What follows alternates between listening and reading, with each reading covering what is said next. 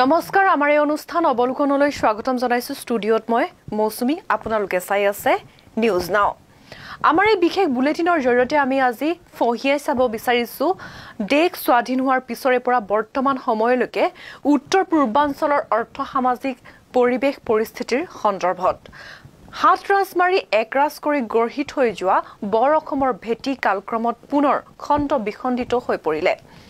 British শাসনৰ পিছৰ পৰা অৰ্থাৎ দেশ স্বাধীন হোৱাৰ পিছৰে পৰা বৰ্তমান সময়লৈকে অসমৰ ভেটি ক্ৰমান্বয়ে খণ্ডিত হৈ আজিৰ পৰ্যায় পালেহি ব্ৰিটিছ ইষ্ট ইণ্ডিয়া কোম্পানীয়ে অসম দখল কৰাৰ পূৰ্বে অসম এখন স্বাধীন সাৰ্বভৌম ভূখণ্ড আছিল তেতিয়া অসম বুলিলে বৰ্তমানৰ ভাৰত উপমহাদেশৰ উত্তৰ পূৰ্বাঞ্চলৰ লগতে বৰ্তমানৰ ছিকিম আৰু উত্তৰ বংগৰ কেইখনমান জিলা দাৰ্জিলিং জলপাইগুৰি আৰু কোচবিহাৰ জিলাক সামৰি লোৱা হৈছিল সেই সময়ছোৱাত উত্তৰ পূৰ্বাঞ্চলৰ প্ৰতিটো জাতি জনগোষ্ঠী স্বাধীন আৰু স্বতন্ত্ৰ আছিল 1826 চনৰ পৰা 1919 চনলৈকে এই সুদীৰ্ঘ 93 বছৰত ব্ৰিটিছসকলে অসমৰ পাহাৰ ভৈয়াম সকলোতে নিজৰ প্ৰশাসনিক অধিপত্য বিস্তাৰ কৰিবলৈ সক্ষম হৈছিল এই সময়ছোৱাত নগা মিজু খাছিয়া জয়ন্তীয়া গাৰু আদি আবৰ অকা নিচি ইত্যাদিকে ধৰি সমগ্ৰ উত্তৰ পূৰ্বাঞ্চলৰ স্বাধীন আৰু স্বতন্ত্ৰ জাতি জনজাতিবোৰক দমন কৰি পাৰ্বত্য এলেকাবোৰ দখল কৰিছিল ব্ৰিটিছে সেই সময়ত মণিপুৰ আৰু ত্ৰিপুৰা দুখন স্বাধীন আৰু স্বতন্ত্ৰ দেশ আছিল কিন্তু ব্ৰিটিছে এই দুখন দেশৰ লগতো বুজাবুজিৰ চুক্তি স্বাক্ষৰিত কৰিছিল এই সমগ্ৰ অঞ্চলটো অসমৰ ব্ৰিটিছ প্ৰশাসনৰ সৈতে যুক্ত কৰা হৈছিল ইংৰাজৰ অধীনৰ পৰা মুক্ত হৈছিল 1947 চনৰ ক্ষমতা হস্তান্তৰৰ যোগেদি বৰ্তমানৰ সাতভনী অঞ্চল ভাৰতবৰ্ষৰ লগত সংলগ্ন কৰোৱা হয়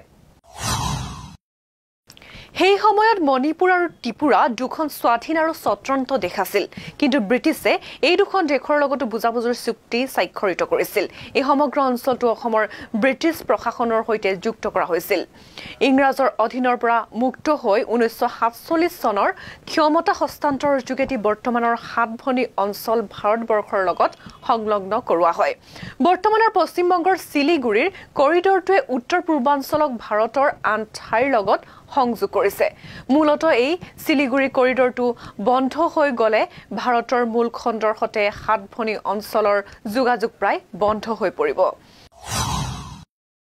1947 চনত দেশ বিভাজনৰ সময়ত সেই সময়ৰ পূব পাকিস্তান তথা বৰ্তমানৰ বাংলাদেশ দ্বিখণ্ডিত হোৱাত ভাৰতৰ লগত সাতভনী অঞ্চলক সংযুক্ত কৰা এই শিলিগুৰি কৰিডৰটোৰ সৃষ্টি হয় পশ্চিম বংগৰ উত্তৰাঞ্চলত অৱস্থিত এই ভূখণ্ডৰ আকৃতি মুৰ্গীৰ ডিঙিৰ সদৃশ হোৱাৰ বাবে এই শিলিগুৰি কৰিডৰটোক চিকেন নেক নামেৰে অভিহিত কৰা হয় ভাৰতৰ পশ্চিম বংগৰ ৰাজ্যত অৱস্থিত এই ভূখণ্ডৰ প্ৰস্থ 21 পৰা 40 কিলোমিটাৰ চিকেন নেকৰ দুয়ো কাষে নেপাল আৰু বাংলাদেশ এই চিকেন নেকৰ বাটেৰে সাতভনী অঞ্চলৰ খনিজ সম্পদ বনজ সম্পদকে আদি কৰি বহু মূল্যৱান সম্পদ ভাৰতৰ মূল ভূখণ্ডলৈ কঢ়িয়াই নিয়া হয় হেয়ে চিকেন নেক ভাৰত চৰকাৰৰ বাবে অতিকৈ গুৰুত্বপূৰ্ণ কিন্তু স্বাধীনতাৰ পাছত ভাৰত চৰকাৰৰ কুটিল ৰাজনীতিত যেন বিৰম্বনাই লগ নেৰা হল সম্পদশালী অঞ্চল অসমক দেশ বিভাজনৰ সময়ত ভাৰতৰ তদানীন্তন প্ৰধানমন্ত্ৰী জৱাহৰলাল নেহেৰুৱে অসমক পূব পাকিস্তানৰ হাতত গঠোৱাৰ ইচ্ছা কৰিছিল এনে এটা মহা বিপদৰ সময়ত অসমৰ স্বাভিমানী আৰু অসমপ্ৰেমী নেতা গোপীনাথ বৰদলৈ অসমক পূব পাকিস্তানৰ গৰাখৰ পৰা ৰক্ষা কৰিবলৈ সক্ষম হৈছিল আৰু সেই সময়তে ভাৰত পাকিস্তান বিভাজনৰ পাছত পূব পাকিস্তানৰ পৰা লাখ লাখ হিন্দু বাঙালী লোকৰ প্ৰব্ৰজন আৰম্ভ হয় তেওঁলোকে আশ্ৰয় বিচাৰি ভাৰতলৈ আহিল আৰু ভাৰতলৈ আশ্ৰয় বিচাৰি অহা সকলো হিন্দু বাঙালীক প্ৰধানমন্ত্ৰী নেহেৰুৱে বলপূৰ্বকভাৱে অসমত থিতাপি লগালে লগে লগে পাণ্ডু মালিগাঁও ৰঙাপাৰা জাগিৰোড লামডিং হুজাই আদি ঠাইৰ জনবিন্যাসত ব্যাপক আউল লাগিল সন 1962 চীন ভাৰতৰ যুদ্ধ ভৰপক সময় অসমৰ তেজপুৰ পৰ্যন্ত আগবাঢ়ি আহিছিল চীনা সৈন্য সেই সময়তে 1962 চনৰ 19 নৱেম্বৰ নিশা 8 বজাত তদানীন্তন প্ৰধানমন্ত্ৰী জৱাহৰলাল নেহেৰুৱে অল ইণ্ডিয়া ৰেডিঅ'ৰ যোগে অসমক বিদায় দি এক ঐতিহাসিক ভাষণ প্ৰদান কৰিছিল লগে লগে বুজা গৈছিল কেন্দ্ৰৰ অসমৰ প্ৰতি থকা দায়িত্বহীনতাৰ কথা ইয়াৰ পিছতে প্ৰধানমন্ত্ৰী নেহৰু আৰু পৰৱৰ্তী কংগ্ৰেছ চৰকাৰৰ দিনতে বৰ অসমক খণ্ডিত কৰি 7খন ৰাজ্য সৃষ্টি কৰা হৈছিল কিন্তু এই ৰাজ্যকেইখনৰ সীমা সঠিক ৰূপত নিৰ্ধাৰণ নকৰাৰ বাবে বৰ্তমানে অব্যাহত আছে সীমা বিবাদ 7 ভনীৰ ৰাজ্যত অসমীয়া ভাষা ভাবৰ আদান প্ৰদানৰ অন্যতম মাধ্যম হোৱাৰ সত্ত্বেও বিভিন্ন কাৰণত 7 ভনীৰ মাজত বৃহৎ মতভেদ আজিও বিৰাজমান অসমৰ প্ৰথমগৰাকী মুখ্যমন্ত্ৰী গোপীনাথ বৰদলৈয়ে নিজৰ শাসনকালতেই বিদেশী অনুপ্ৰৱেশৰ বিৰুদ্ধে বৃহৎ ব্যৱস্থা ল'বলৈ ভাৰতৰ প্ৰধানমন্ত্ৰী জৱাহৰলাল নেহৰুক অনুৰোধ জনাইছিল কিন্তু নেহৰুৱে গোপীনাথ বৰদলৈক উভতি ধৰি সংকীৰ্ণ জাতীয়তাবাদী বুলি বিদ্ৰূপ কৰাৰ লগতে ভৱিষ্যতে বিদেশীৰ প্ৰসংগ উলিয়ালে অসমলৈ কেন্দ্ৰীয় সাহায্য বন্ধ কৰি দিয়াৰ ভাবুকি দিছিল আনহাতে এসময়ত বলিষ্ঠতাৰে নিজ সাম্ৰাজ্য ত্ৰিপুৰাত দবদবাই থকা ত্ৰিপুৰীসকলে পাহৰি পেলাইছিল নিজৰ অধিকাৰৰ কথা শোষণ বঞ্চনা আৰু দমনৰ কথা ব্ৰিটিছৰ সময়তেই ভুল উন্ঠিত হোৱা ত্ৰিপুৰীসকলৰ অধিকাৰসমূহ বৰ্তমান অধিক বিপদাপন্ন হৈ পৰিল ৰাজ্য হিচাপে স্বীকৃতি দিয়াৰ পাছতো সময়ৰ হুতত ত্ৰিপুৰাসকল এতিয়া অস্তিত্বহীন ত্ৰিপুৰা আৰু বাংলাদেশৰ মাজৰ আন্তঃৰাষ্ট্ৰীয় সীমা সম্পূৰ্ণৰূপে উন্মুক্ত আৰু সেই সীমা উন্মুক্ত কৰি ৰখাৰ ফলত ত্ৰিপুৰাৰ সমতল খণ্ডত ইতিমধ্যে তেওঁলোকৰ অস্তিত্ব শেষ হৈছে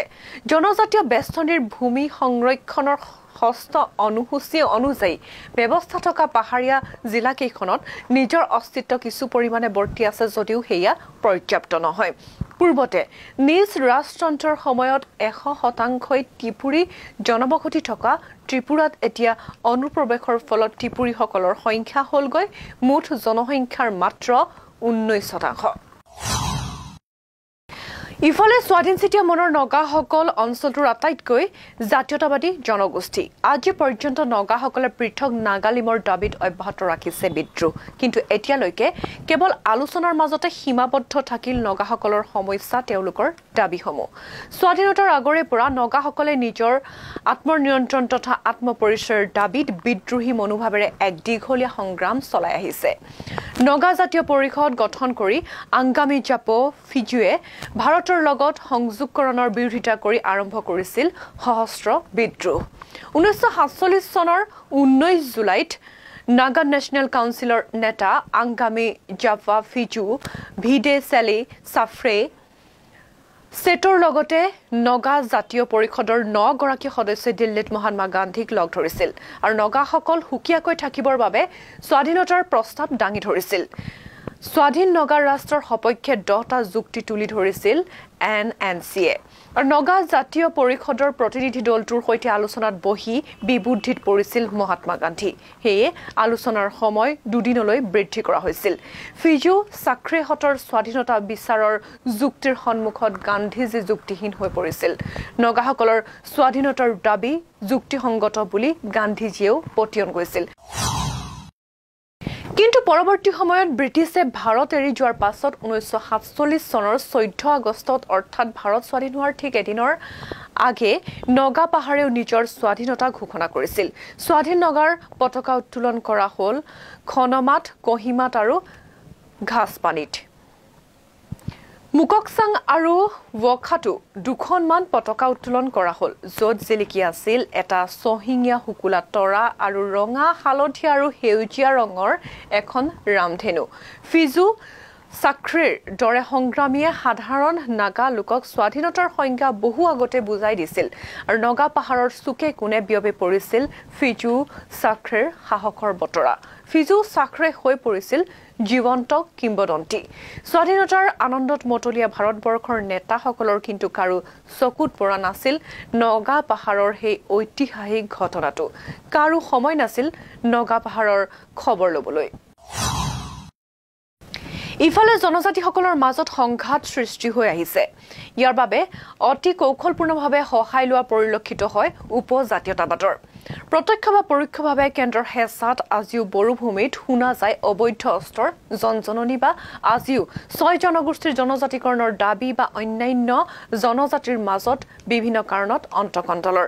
এনে ঘটনা পৰিঘটনা ফলশ্ৰুতিতে বৰ অসম খণ্ডিত হৈ আজি প্ৰতিটো জনগোষ্ঠীয়ে লৈছে নিজা নিজা বাট সেয়ে প্ৰশ্ন হয় ইতিহাসৰ পাততে সীমাবদ্ধ হৈ ৰব নেকি ঐতিহাসিক বৰ অসম ইয়াৰ হৈতে মই মৌচুমীয়ে এই অনুষ্ঠানৰ পৰা বিদায় লৈছো নমস্কাৰ